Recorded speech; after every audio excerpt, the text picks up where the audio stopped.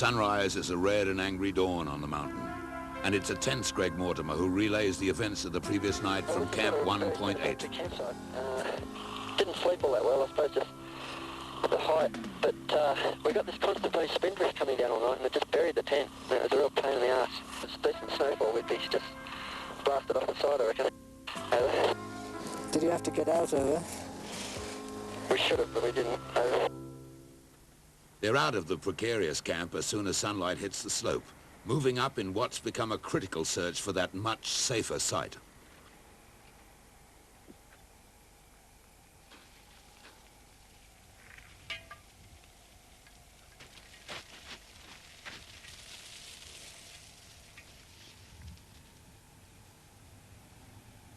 The barrier is this frozen, rocky overhang.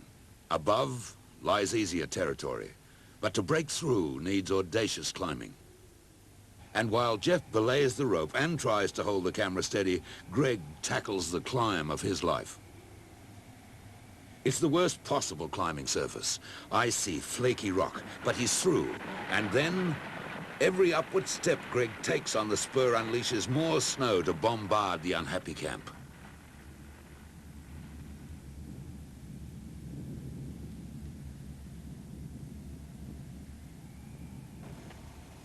I just got back to our tent site and found our tent flattened. Got 3 broken poles and the snow that we were kicking from steps during the day is just the wet snow has just come down and flattened it like a pancake. Well, you got 2 options, you guys. You either come down or you stay up there. It'd take you a couple of hours to get down only, so it'd still be time to come down. Just going to come down, and I'm going to stay up here for the night and wait for you guys in the morning. Over. Okay, great. We'll make a threesome tomorrow night then, on a hopefully luxurious campsite at the top of the ridge. We went up and led all day, and Greg did the second lead, really magnificent lead up a rock cliff.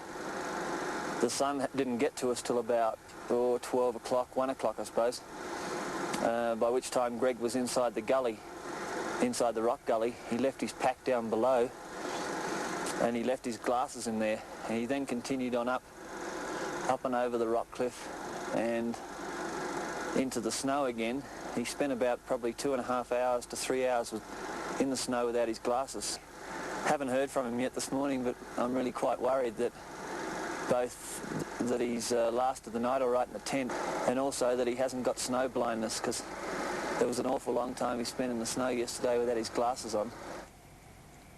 But Geoff's worst fears were realised. How are you feeling? Over? Pretty good. Still, just one eye, you know, it's still pretty cloudy and stinging, and Tim's just arrived and given me another pair of his goggles, so that makes quite a difference as well. How's last night? Yeah, if you spend any time at all in the sunlight, you must wear extra protection, or even put something like a bandage or a sock over that eye. Over. The next day, with Greg immobilised with snow blindness, Lincoln and Tim carry on the search for a suitable site for Camp 2. Even with the fixed ropes in what's now been called Greg's Gully, it's a dicey climb.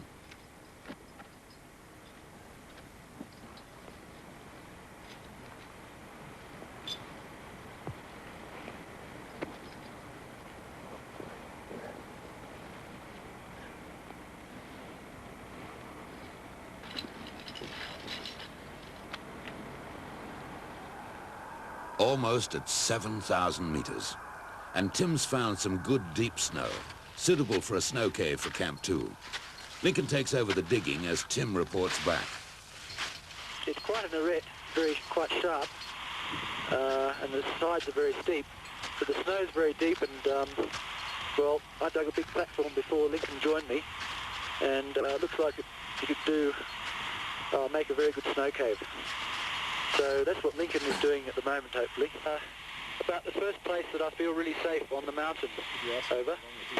So, how's Greg getting on with his snow blindness, Tim? Over?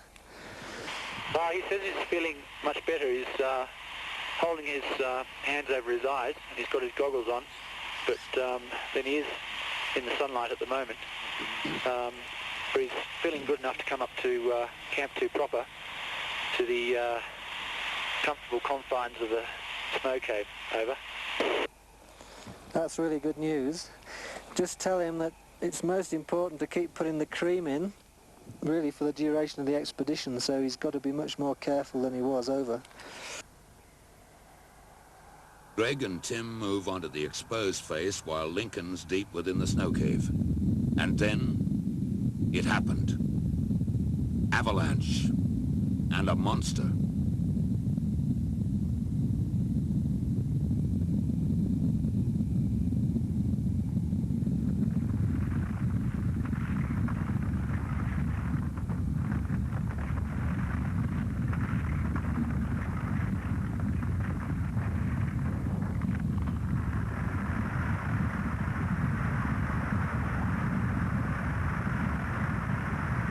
I was carrying a load up to the newly established Camp 2, and actually I just finished relieving myself at the side of the fixed ropes, and I looked over my shoulder because I heard a rumble, and I saw this huge cloud about half a mile wide just billowing up over the ice cliffs, coming straight down for us.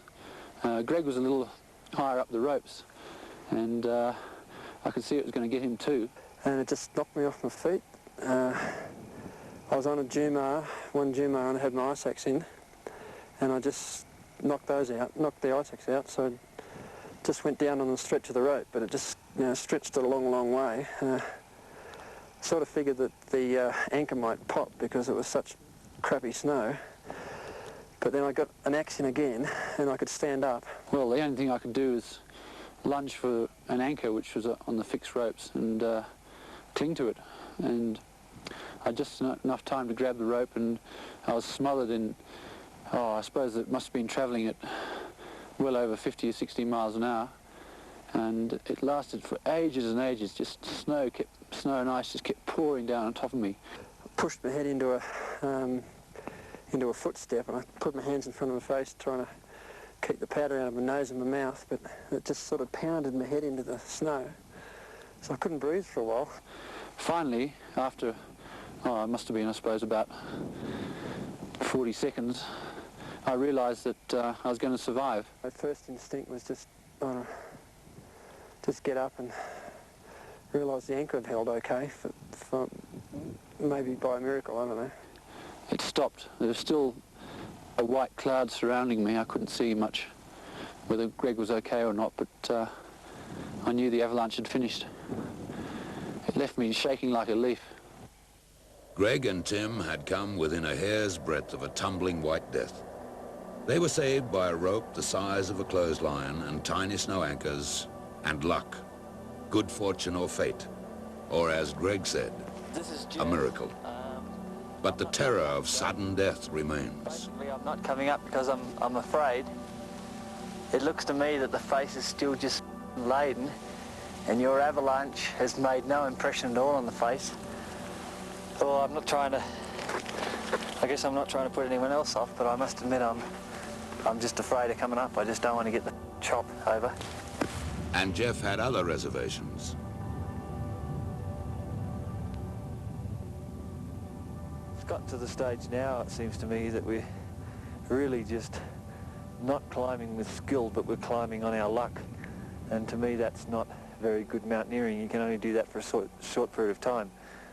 I have probably an almost paranoid fear of avalanches. I was buried in one in 1980 on Annapurna 3 in Nepal, and I had to be dug out. But the avalanches that are coming down off Everest now are bigger than I've ever seen in my life.